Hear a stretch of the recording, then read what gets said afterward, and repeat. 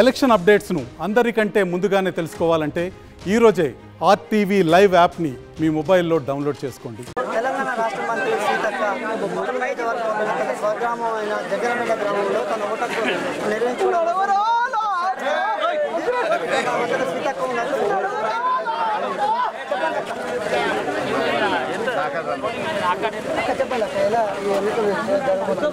ఎన్నికలు clean sweep చేయబోతున్నాము.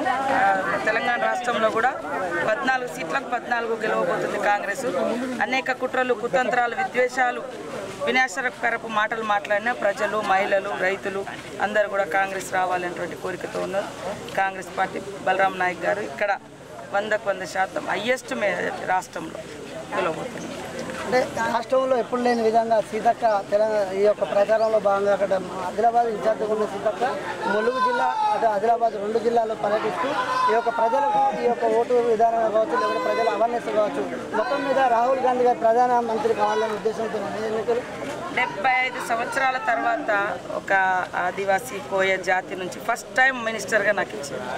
కోయ జాతి నుంచి అసలు ఈ 75 ఏళ్లలో తెలంగాణ కానీ ఆంధ్ర రాష్ట్రంలో కానీ రాలేదు. రాహుల్ గాంధీ గారికి అట్టడుగు వర్గాలు, దళితులు, ఆదివాసులు, బీసీలు, ఎస్సీ, ఎస్టీ, బడుగు బలహీన వర్గాలంటే, పేదలంటే చాలా ఇష్టం. మహిళలంటే కూడా చాలా గౌరవిస్తాడు. మీరు చూస్తున్నారు 2005లో 100 రోజుల చట్టం తెచ్చినాం. ఆ రోజు తర్వాత మరి కాంగ్రెస్ ఉన్నప్పుడే రేట్లు 100 రోజుల కూలీలకు రేట్లు వచ్చినాయి. బీజేపీ వచ్చి ఏ పేదలకన్నా ఉపాధి కల్పించిందా? ఉపాధి చట్టం యొక్క కూలీ రేట్లు పెరిగినాయా? ఒక్కసారి ఆలోచించారు. నిత్యావసర వస్తువుల ధరలు పెరిగినాయి, అన్ని రేట్లు పెంచారు. కానీ అదానీ, అంబానీ లాంటి కార్పొరేట్ కంపెనీల లోన్లు 16 లక్షల కోట్లు వాళ్ళ అప్పులు మాఫీ చేసి కానీ రైతులు మాఫీ చేసిరు. ఒక్కసారి ఆలోచించాలి. వాళ్ళ దేశం కోసం, ధర్మం కోసం అంటే దేశం చేశారు. స్వతంత్ర పోరాటంలో ఏం పాత్ర ఉంది? ఈ దేశ నిర్మాణంలో ఉన్న ఆస్తులన్నీ అమ్మేసే పరిస్థితి ఉంది.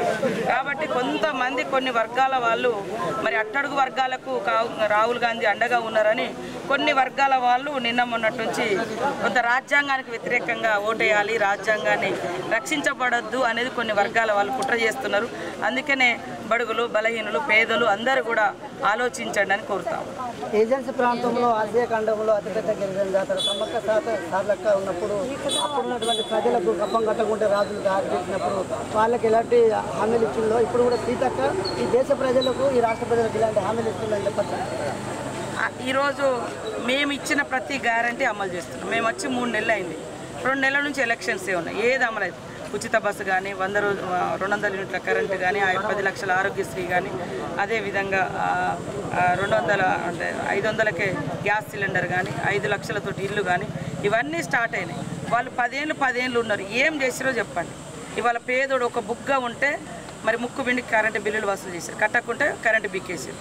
కానీ 100 ఎకరాలు ఉన్న ఆసాములకు మాత్రం రైతులకు, అంటే పెద్ద రైతులకు, అంటే భూస్వాములు లాంటి వాళ్ళకి మాత్రం కరెంటు ఫ్రీ. ఇప్పుడు కేసీఆర్ ఫామ్ హౌస్ ఉంది, కేటీఆర్ ఫామ్ హౌస్ ఉంది, లేకుంటే ఇంకెవరిదో ఉంటుంది. వాళ్ళ చేన్లల్లో మాత్రం కరెంటు ఫ్రీ. నీకు మాత్రం ఒక రూమ్ ఉంటే, ఒక బుగ్గ, ఒక ఫ్యాన్ ఉంటే మాత్రం కరెంటు బిల్లులు వసూలు చేసి మేము అట్లాంటి వాళ్ళని కాపాడి. అదేవిధంగా బస్సు, టీఆర్ఎస్ బీజేపీ పాలనలో బస్సు రేట్లు విపరీతంగా పెరిగినాయి. ఈరోజు ప్రతి ఇంట్లో మహిళలు ఫ్రీగా బస్సు ఎక్కగలుగుతున్నారు. అదేవిధంగా బీజేపీ కాలంలో మరి 500 ఉన్న మా కాంగ్రెస్ 500కి ఇస్తే సిలిండరు వాళ్ళు 1200 పెంచారు ఈ 10 ఏళ్లలో. మళ్ళీ కాంగ్రెస్ ఇప్పుడు ఎంతకి ఇస్తుంది? 500కే ఇస్తుంది. రేపు కాంగ్రెస్ ప్రభుత్వం ఇప్పుడు 100 రోజులు పెట్టిందే కాంగ్రెస్ పని, ప్రభుత్వం పెట్టింది కాంగ్రెస్ 100 రోజుల పని. దానికి కూడా రేపు 400 ఇవ్వబోతున్నాం. అక్కడ రాహుల్ గాంధీ గారు ప్రధానమంత్రి. కాంగ్రెస్కు వేరే ఎజెండా, పర్సనల్ ఎజెండా ఏం లేదు. లేదా అదానీ, అంబానీలకు దోచిపెట్టడం అవసరం లేదు. లేదా కేసీఆర్ లెక్క పెద్ద పెద్ద ఫామ్ హౌజులు, పెద్ద పెద్ద వేల కోట్లతోటి బంగ్లాలు కట్టడం అవసరం లేదు. సంపద సృష్టించాలి, పేదలకు పంచాలి. ఇదే మా లక్ష్యం. అంతే తప్ప ఇక్కడ ఏ నాయకుడికి కూడా సొంతంగా లేదా అట్టహాస బంగ్లాలు, పలానా బిల్డింగ్ నేను కట్టినా, పలానా ప్రాజెక్ట్ నేను కట్టినా అని కూలిపోయే ప్రాజెక్టులు కట్టి కూలిపోయే బిల్డింగ్లు కట్టడం అవసరం లేదు. ప్రజలను నిలబెట్టే ప్రాజెక్టులు, ప్రజలకు ఉపయోగపడే ఇల్లులే మేము కడతాం. అంటే 10 సంవత్సరాలు వెనుకపోయిన కాంగ్రెస్ మళ్ళీ ముందుకొచ్చింది. ప్రధానమంత్రి నరేంద్ర మోడీ అయితే ఎన్నో ఆశలు పెట్టుకున్నారు. సీతక్క మాత్రం రాహుల్ గాంధీ జోడయాత్ర ఏ యాత్ర ప్రారంభించిన రాహుల్ గాంధీ గారిని ప్రధాని చేయడమే ప్రధాన లక్ష్యం. తప్పకుండా. ఎందుకంటే రాహుల్ గాంధీ పేదల నాయకుడు. నేను దగ్గర నుంచి చూసిన ప్రజల నాయకుడు. వాళ్ళ తాత ముత్తాతల నుంచి కూడా, నానమ్మ కాడ నుంచి కూడా దేశాన్ని పరిపాలించిన, సొంత ఇల్లు కూడా కట్టుకోవాలన్నటువంటి స్వార్థపూరితంగా ఆలోచించకుండా కోట్లాది మంది పేదలకు ఇల్లులు కట్టించిండు రాహుల్ గాంధీ, ఇందిరమ్మ, సోనియా గాంధీ గారు. కాబట్టి ఇవాళ మరి మోడీ గారి సూటు బూటు చూస్తే 10 లక్షలు 15 లక్షలు ఉంటుంది. రాహుల్ గాంధీ గారిని చూడండి, రాహుల్ గాంధీ ముత్తాత నుంచి కూడా కోటీశ్వర్లు, వాళ్ళు ఎట్లా ఉన్నారు. ఇవాళ మరి రాహుల్ గాంధీ గతంలో కాంగ్రెస్ ప్రభుత్వం ఉన్నప్పుడు ఒకటే టైంలో దేశవ్యాప్తంగా ఉన్న రుణాలు మాఫీ చేసిరు, పేదలకు కోట్ల మందికి ఇల్లులు ఇచ్చిరు, రేషన్ కార్డులు ఇచ్చిరు, అంగన్వాడీ సెంటర్లు ఇచ్చిరు, కరెంటు ఇచ్చిరు. మరి ఈరోజు బీజేపీ వచ్చిన తర్వాత అన్ని వస్తువులకు జీఎస్టీలు పెంచిరు, పన్నులు వేసిరు. మరి ఏ పేదోళ్ళకి ఇల్లులు కట్టించినా బీజేపీ ప్రభుత్వంలో ఒక్కటన్నా ఇల్లు కట్టించిందా? చూడండి, చూసి దేశం కోసం ధర్మం కోసం అంటే ఇప్పుడు దేశం స్వతంత్రం తెచ్చి ఆ రోజు దేశాన్ని నిర్మించి ముక్కలు చెక్కలుగా ఉన్న దేశాన్ని అంతా ఒక దగ్గర తీసుకొచ్చి భిన్నత్వంలో ఏకత్వం, అందరం భారతీయులమే, నీ మతం నీ సొంతం, నీ కులం నీ ఇష్టం, నీ విశ్వాసం నీది, కానీ నువ్వు భారతీయుని, అందరం అన్నదమ్ములా కలిసి ఉండాలని సిద్ధాంతం తీసుకొచ్చింది కాంగ్రెస్. అది కాదని ఇవాళ మనుషుల మధ్య విద్వేషాలు సృష్టించేది బీజేపీ. నిజంగా చదువుకున్నటువంటి యువత బీజేపీ అన్నటువంటి వాళ్ళు ఆలోచించాలి. ఇప్పుడు కొన్ని క్రిస్టియన్ దేశాలు ఉన్నాయి, క్రిస్టియానిటీ పాటిస్తారు, అమెరికా లాంటి వాళ్ళు ఎక్కువ, లేదా ఇస్లామిక్ దేశాలు ఉన్నారు. మనోళ్ళు అక్కడ పోయి ఉండొచ్చు, కానీ ఇక్కడ ఉన్నటువంటి ఆయా మతాలను పాటిస్తే, ఆయా కులాలను గౌరవించుకుంటే వాళ్ళు మాత్రం వ్యతిరేకించడం, ఇది ఏ చైతన్యం, ఏ నాలెడ్జ్కి సింబల్ చెప్పండి. అందుకనే కనీసం కుక్కల్ని ప్రేమిస్తారు, జంతువులను ప్రేమిస్తాం, ఇంట్లో పెట్టుకుంటాం. సాటి మనిషి వస్తే కులము మతము పేరుతోటి ఈ విభజన రేఖలు సృష్టించడం అవసరం? మనుషులం కదా, అందరిలో రక్తం ఉంది. సరే, మతాలు కులాలు వాళ్ళ విశ్వాసం వాళ్ళది, కానీ మనిషి అనేటువంటి భావం అయితే ఉండాలి కదా, మానవత్వం కదా. అది కుక్కకున్న గౌరవాన్ని నువ్వు మనిషికి ఇవ్వలేవు అంటే ఇంకా ఎక్కడ మానవత్వం ఉంటాయని చెప్పాలి. అందుకే దేశం కోసం ధర్మం కోసం అన్నప్పుడు ఫస్ట్ మనుషులు గౌరవించుకోవడం నేర్చుకోవాలని చెప్తాం. ఓకే, మొత్తానికి అయితే తెలంగాణ రాష్ట్ర మంత్రి సీతక్క అంటేనే ప్రయోజనం. ఇప్పుడు ఈ నియోజకవర్గం, సొంత నియోజకవర్గం జగన్పేట గ్రామంలో ఓటు హక్కు నిర్వహించుకోవడం ఎలా అంటే మా పక్క ఊరు అభ్యర్థి కూడా మేమిద్దరం కూడా, ఆయన కూడా రేపు రాబోయే కాలంలో కేంద్ర మంత్రి అవుతాడు, బలరాం నాయక్. ములుగు ప్రాంతానికి ఉమ్మడి మహబూబాద్ పార్లమెంటుకు చాలా పెద్ద ఎత్తున నిధులు వస్తాయి. మేమిద్దరం కూడా పక్క ఊరు అన్న చెల్లెలా కలిసి ఉంటున్నాము. కాబట్టి మన ప్రాంతానికి సెంట్రల్ నుంచి రావాల్సిన నిధులు కూడా తీసుకొస్తాడు. గతం నుంచి ఈ 10 ఏళ్ల తర్వాత మళ్ళా సెంట్రల్ నుంచి ఈ ప్రాంతాలకు ఇలాంటి నిధులు గత ఎంపీలు తీసుకురాలి, గాళ్ళే మళ్ళీ నిలబడ్డారు.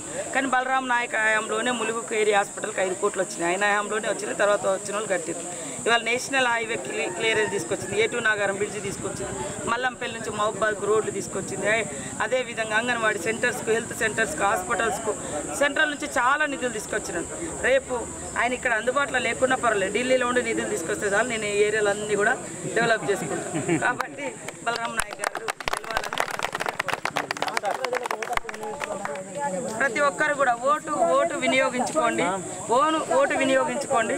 మనుషులను మనుషులుగా చూసే సమాజం కోసం, ఒకరినొకరు ప్రేమించుకొని గౌరవించుకునే సమాజం కోసం మనం అందరం కూడా ఓటు వినియోగించుకుందాం. అందరం మనుషులమే. కుక్కల మీద జంతువుల మీద ఉన్న ప్రేమ మనుషుల మీద చూపించండి, అది మానవత్వం అవుతుంది. కాబట్టి దయచేసి కులాలు మతాల పేరుతో విభజన రేఖలొద్దు, మనుషులుగా జీవిద్దాం, మంచి సమాజాన్ని ఫ్యూచర్కి అందిద్దామని తెలియజేస్తాం. ఓకే, మొత్తానికి అయితే మనం చెప్పుకున్నట్లయితే తెలంగాణ రాష్ట్ర మంత్రి సీతక్క మన మధ్యలో ఉన్నారు. ఈరోజు వారి స్వగ్రామమైన గ్రామంలో ఓటు హక్కు వినియోగిస్తున్నారు. ఈ దేశంలో కుక్కలను పశువులను ప్రేమిస్తున్నారు, కానీ మనుషులను ప్రేమిస్తలేరు. ప్రతి ఒక్కరిని ప్రేమించాలని అంటే మనందరం మన యొక్క ఓటు హక్కును వినియోగించుకోవాలి. ఓటును ఎవరు కూడా ఓటు వేయకుండా ఉండద్దు, ప్రతి ఒక్కరూ ఈ యొక్క ఓటు హక్కు వినియోగించుకోవాలని చెప్పి తెలంగాణ రాష్ట్ర మంత్రి సీతక్క తెలియపరిచారు. అంతేకాకుండా తెలంగాణ రాష్ట్రంలో కాకుండా భారతదేశం మొత్తం వ్యాప్తంగా రాహుల్ గాంధీ గారు ప్రధానమంత్రి కావడం ప్రధాన లక్ష్యం అంటూ రాహుల్ గాంధీ గారు ఖచ్చితంగా ప్రధానమంత్రి అవుతారని చెప్పి మన మధ్యలో సీతక్క ఈ వారి స్వగ్రామంలో ఓటు హక్కు వినియోగించుకొని మన మధ్యలో తెలియపరిచారు. తెలంగాణ రాష్ట్ర ప్రజలందరూ కూడా తమ ఓటు హక్కును మాత్రం వినియోగించుకోవాలని ఈ సందర్భంగా తెలంగాణ రాష్ట్ర మంత్రి సీతక్క తెలియపరిచారు. మరిన్ని వీడియోస్ కోసం ఛానల్ ని సబ్స్క్రైబ్ చేయండి, లేటెస్ట్ అప్డేట్స్ కోసం వాట్సాప్ ఛానల్ ని ఫాలో చేయండి, అండ్ లింక్ డిస్క్రిప్షన్ లో ఉంది.